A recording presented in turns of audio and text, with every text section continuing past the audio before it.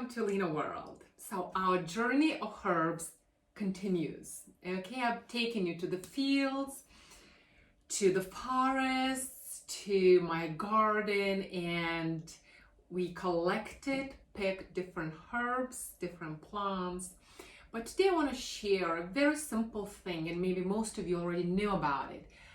What to make and how to actually make these herbal tea decoctions. Okay, so most of us probably used to use tea bags, and even with tea bags, when you put a tea bag, you should not leave it for too long, depending on what kind of tea it is. And so because it starts losing its properties go outside, then they start contracting back into this tea bag. So we don't want this to happen. So there are some basic rules, and I'm just passing it on to you. So for example, tonight we're gonna make this herbal tea, and I picked 3 herbs for all of us. I picked, this is stinging nettle. Here I keep in this box the field horsetail, because I have more of it, so I'll keep it in this little box.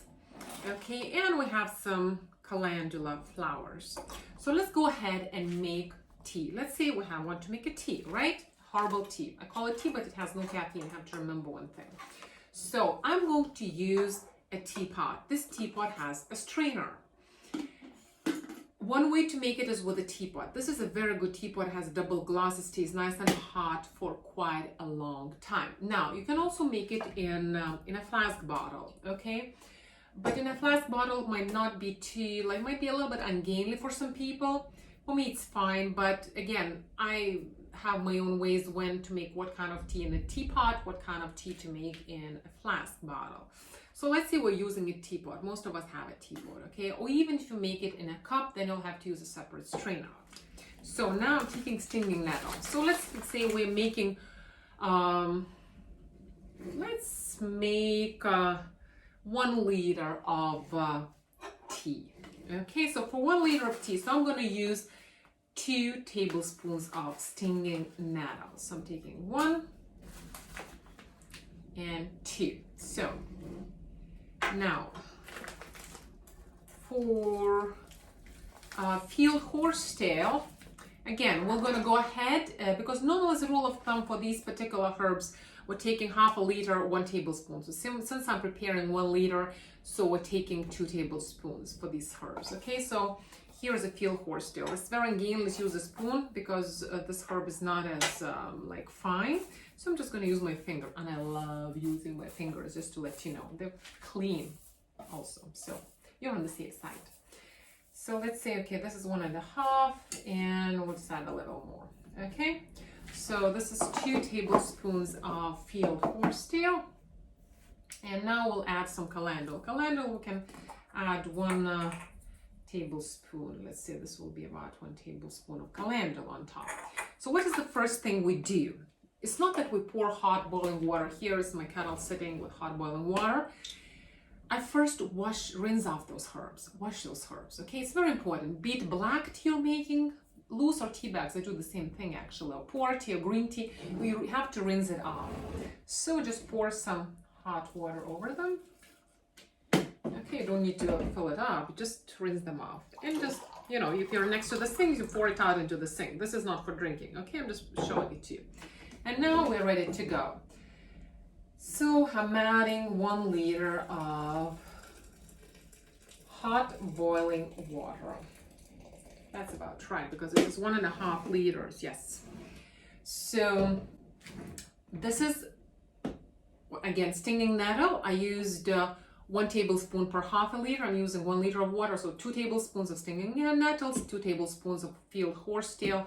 Nice, good detox. Stinging nettle, good boost of energy. Very, very beneficial, especially for female, and then anti-inflammatory, antiviral, anti-infectious properties of calendula. Also very cooling, very nice and cooling. What I'm gonna do now, I'm gonna cover it up. Okay, so if you have a nice towel, like warm, to keep it nice and warm. This teapot is very good. It stays nice and hot for a long time, but just to give it an extra heat, I'm just gonna cover it up, which I've just done. Now, for how long do you let your tea sit? Minimum is 15 minutes. So you have to remember, minimum 15 minutes. If you don't let them sit for like for 15 minutes minimum, so you're not going to get all those properties, the benefits of these herbs. Now, but to get the full potency, you might leave them a little bit longer. And what is the maximum cap? Okay, so the minimum is 15 minutes. What is the maximum time limit? Maximum is 1 hour. Okay, so we say 45 minutes to 1 hour. Should not exceed this time. These herbs, they seep into the water pretty fast. So 15 minutes minimum, half an hour is fine, 45 minutes is great. Okay, and what you do afterwards. So let's assume like half an hour it's been sitting, right? So I'm going to take the strainer and I'm just put it in another cup, okay? And just close it, and then I just let it sit and keep on drinking. So minimum 15 minutes up to maximum 1 hour, okay, as a rule of thumb. You have to remember this.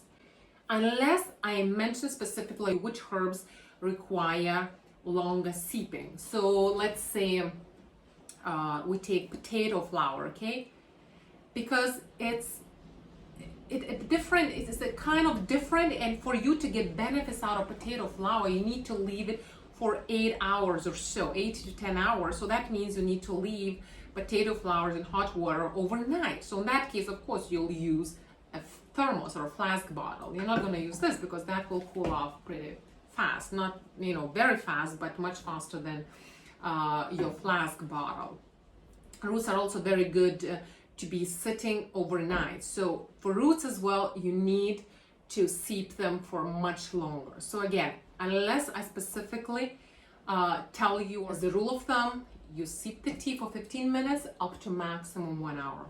Average, great would be 30 minutes to 45 minutes, but maybe you're short of time, running out of time, then you want a quick tea, guests are coming or something, so then 15 minutes is fine. But do not let those herbs sit forever, because then the properties tend to get lost after more than 1 hour. So this is my little 2 cents worth. And again, I do the same thing with other teas. I wash them off first and then I let them sit for 15 minutes. Okay, black tea, of course, it will go quickly. It's not the same formula. It'll turn black. I mean, for me, it's a minute or two, like pour tea. You leave it for a minute or two the first time, and then you're good to go. And then you can keep pouring water over it. But here, I mean primarily herbs, 15 minutes to an hour. Okay, so welcome to this healthy world of herbs.